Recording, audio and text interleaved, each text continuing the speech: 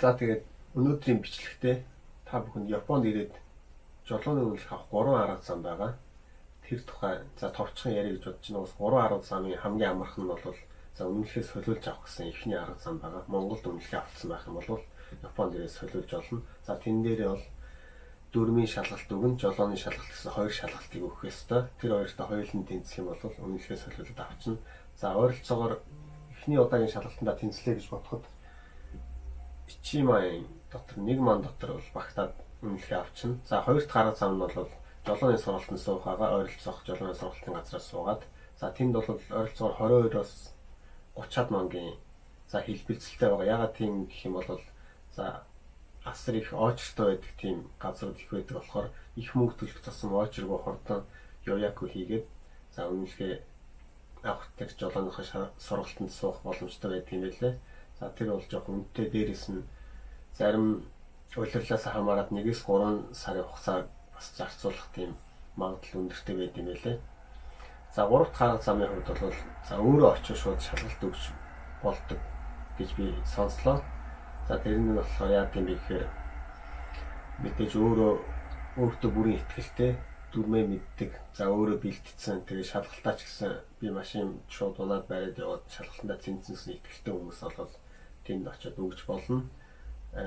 Тэр арга зам нь бол за Монголд хүнлэхэд солиулж авахдаа ойролцоо мөнгө зарцуулна гэж би бодож байна. За тэр тухайн өнөөдөр нэг нарийн шиг ярихгүй болохоор за ингэж орхив. Монголд авсан үнэлгээ за яаж солиулах вэ гэхээр за мэдээж бичиг баримтууд бол хэрэгтэй болно. Мэдээж гадаад паспорт, Монголд авсан жолооны үнэлэх. За Монголд авсан жолооны үнэлэхний хувьд бол Монголд жолооны үнэлэх аваад 3 сараас дээш болсон байх ёстой. Тэрнийхээ дараа Японд ирсэн байх ёстой.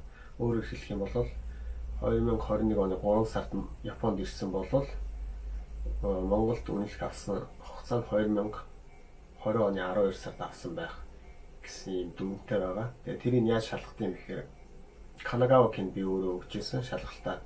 Тэгээ тэнд бол паспорт үзээ шууд шалгаад за ийм байна, тийм байна. Болохгүй хүмүүсийг шууд буцаагаад явуулдаг юм байлээ. Тэрийг бас анхаарах хэрэгтэй. За дараа нь бол Монголд хүнлэхээ бол элчин дээр орчуулахад хамгийн зүгээр гэж бодож байна. Яагаад гэх юм бол баталгаатай дээрээс нь хурдан шуурхаа үйлчилж өгнө. Тэгээд 500 yen тэгээд өөрийнхөө дугтаа бүх юм хийгээд буцаж ирэх дугтаагаа хийгээд явуулчих юм бол элчин дээр шуудангаар явуулахад орчуулад өгчнө. Эсвэл өөрөө явж чид орчуулж авсч болно. Хамгийн гол нь Монголд хүнлэхтэй хамт орчуулах юм бол замын цагдаагийн газраас үнэлэхний тодорхойлолт гэж юм авах хэрэгтэй байлээ. Тэрийг бол их хүмүүс мартаж очиж орчуулалт юм шиг байгаа. Тэгээд тэрнээсээ болоод жоохон удаж мудах ч юм тийм асуудал бас байгаа. Тэгэхээр Монгол за танилтал заахтаа хамаатан садангаараа замын цагдаагийн газрын тодорхойлолт үнэлэх байгаа гэсэн тодорхойлолт байсан санагдаж байна. Тэрийг авахуулаад тэгээд тэрийг сайхан орчуулж аваад үнэлэхтэйгээ хамт элчин дээр авчиж байна. За тэгээд тэр бол хамгийн бэлтгэх ёстой хамгийн ихний хэрэгтэй зүйл. Тэгээд гадаад паспорт байгаа. За дараа нь өөрийн оршин суух газрын хаяг бичигдсэн Жюми хё гэж та нар бүгд мэдж байгаа. Тэрийг авна. За дээрэс нь тэрэн дээр Коксики за Монгол гэсэн тэрийгээ сайн бичүүлж авах гэсэн хоёр янзын арга байдаг. За тэрийг бичүүлж авах дэрэн дараад комбини интерес авах юм бол тэгээд бичүүлж авахын сонгоод за дүүрэг дээр очиж авах юм бол бичүүлж авнаа. Монгол гэдгийг бичүүлж авах Коксики бичүүлж авах гэж хэлэх хэрэгтэй байна. Нэг хөв цээж зураг бас хэрэгтэй юм байна.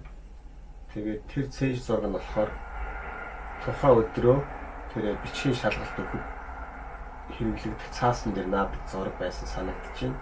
Тэгээд үнэлэхийн зургийг бол тухайн өдрийн шууд за шалгалтандаа тэнцсэн өдөр нь шууд тэр шалгалт авдаг газраа зургийг авч өгөх болохоор за өөрийнхөө ямар зураг гой зураг авахлаар байгаа хүмүүс жоохон гадаад зүс өнгө зэвчтэй анхаарал татсан дээр юм шиг байлээ.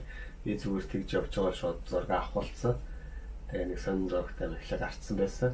За дараагийн шатанд болохоор за хамгийн эхлээд бичиг баримтаа бүрдүүлээд яваад очингууд өөрөө амьдарч байгаа газрын ойролцоох тэр шалгалт өгдөг газрууд байгаа. Жишээ нь Токиод гэх юм бол Шинагавагийн ойролцоо Самэзу гэдэг газар байгаа. За Тачкавагийн тийш хүчүүд бас байдаг. Тэгээ Сайтамад бас мэдээж байгаа. Тэрийг хаана гэдэг мэдэхгүй юм байна. Канагава аймагт болохоор Футаматагава гэдэг газарт байгаа. Би тэнд өгч ирсэн.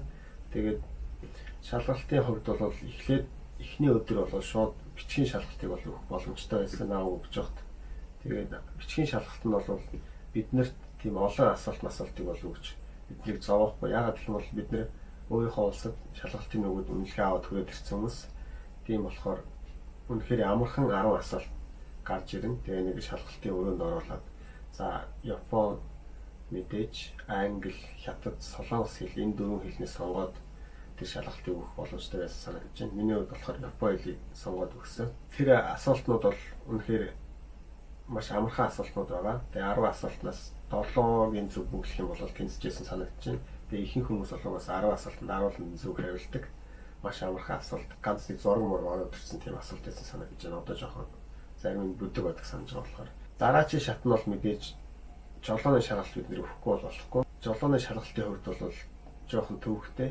Тэгээ жолооны шалгалт өгөх өдрийг бол за эхний 10 асуултаа шалгалтыг өгөөд тэнцэх юм бол дараа нь жолооны шалгалт өгөх өдрийг цаанаас нь тоглож өгнө. 7 хоногийн дараа тэдэнд амжих уу гэдэг тийм өдрүүд гаргаж өгөөд тэр өдрүүд нь очих юм уу?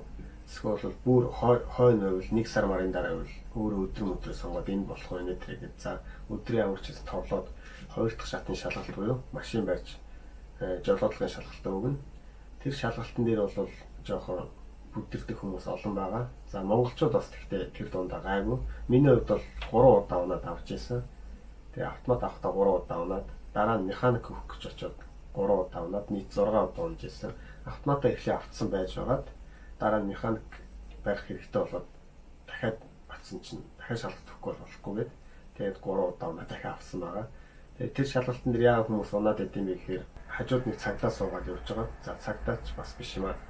Тэр шалгалт өгдөг газрын одоо сургагч гэх юм уу та тийм хүн явж байгаа. Тэгээ тэр хүн бол одоо ийшээ яв тийшээ яв гэж замуудыг бол зааж өгнө. Баруун эрэг зүүн эрэг энэ тэргээд. Тэгээ явж байгаа хооронд бол саад маа тавьчихсан бас газар байгаа. Тойрч гарах ч юм уу. Өөдөөс чинь өөр шалгалт өгч байгаа машин бас гараад ирдэг. Эсвэл бол зарим жолооны шалгалтын газар бол мотоциклийн төрч бас явж явах магадлалтай.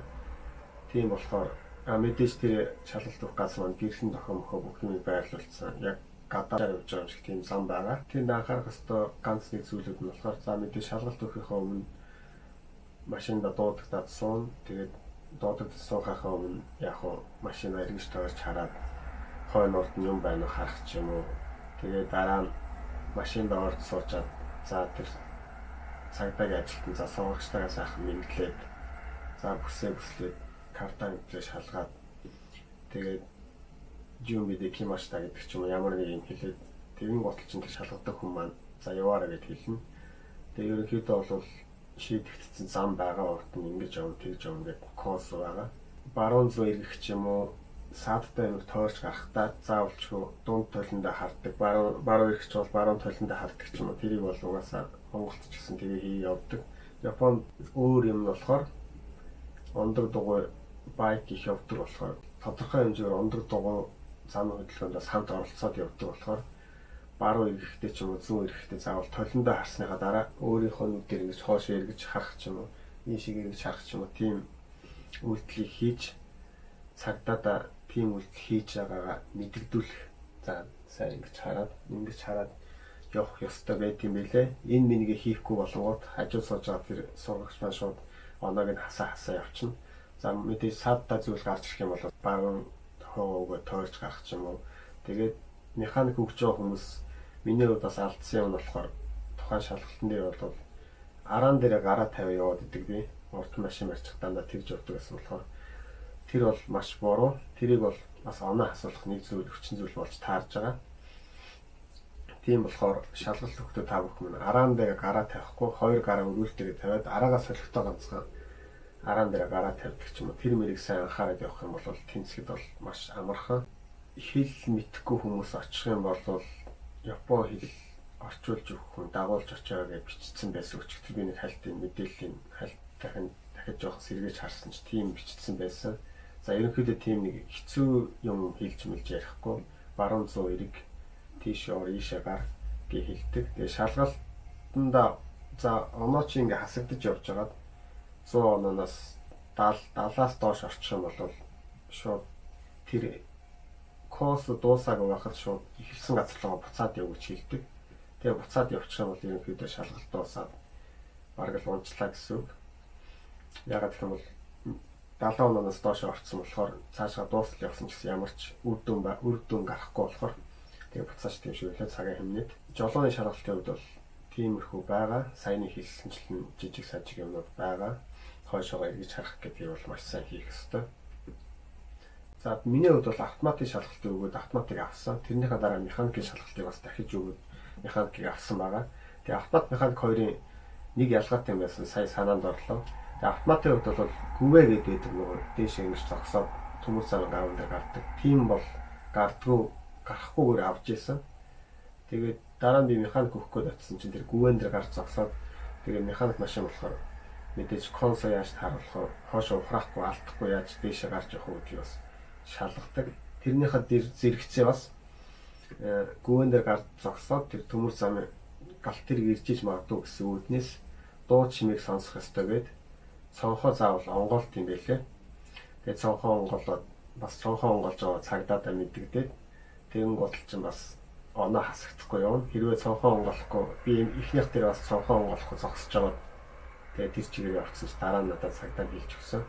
Тэгээд улс орны замын хөдөлгөөнд бүгд ондоо болохоор Японд бол ингэдэж шүү гэдэг. За тэгээд шалгалт дуусны дараа зарим аюу цагдаа нь хэлж өгнө. За зарим хүмүүс нь бол хэлж өгөхгүй тэгээд шууд за тэр бичгүүрээ авах газар хоёр давхартаа ч хүлээж идэг ч юм тэгээ явуулцдаг. Тийм болохоор хэлж өгөхгүй байсан ч гэсэн за өөрөө бас алдаагаа хайж болох хэрэгтэй. За шалгалтын хувьд бол тиймэрхүү тэгээд ерөнхийдөө монголчууд бол хордон тэнцдэг гэж би сонссон. Тэгээ миний хувьд бол маш олон унсан 6 удаа унсан нийт 3 автомат дээр 3 механик дээр 3. Тэгээд Канагаад өгчээсэн болохоор тэр бас жоохон чанга байсан шиг надад санагдсан. Тэгээ Токиод өгчээсэн найзууд таньдаг хүмүүс ах нар урд нь ирсэн симпайнер ч гэсэн Токио хараа амархан штэ ганц хоёр өгөөд авчдаг гэж тэгжээсэн. Тэгээ манад өгчээсэн бас араас ирээд 90 бодлоос тэр шалгалтыг өгөөд 2 унаад л авцсан. Тэгэхээр Токиог жоох амархан байж магадгүй. Та бүхэн зөвлөх юм бол ерөнхийдөө ингэ дуусчихээн.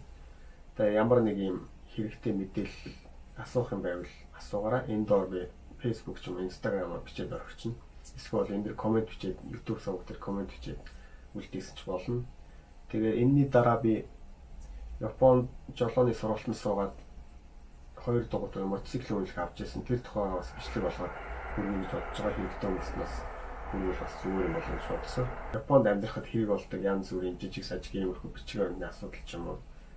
Иймэрхүү юмны тухай жоохон бичлэг хийж хэрэгтэй хүмүүст нь хүргэх гэж бодож байгаа. Тэгээд таалагдвал лайк, subscribe хийгээрэй. За дараагийн бичлэгээр уулзъя. Баярлалаа. За тэг жолооны шалгалт өгч байгаас амжилт хүсье.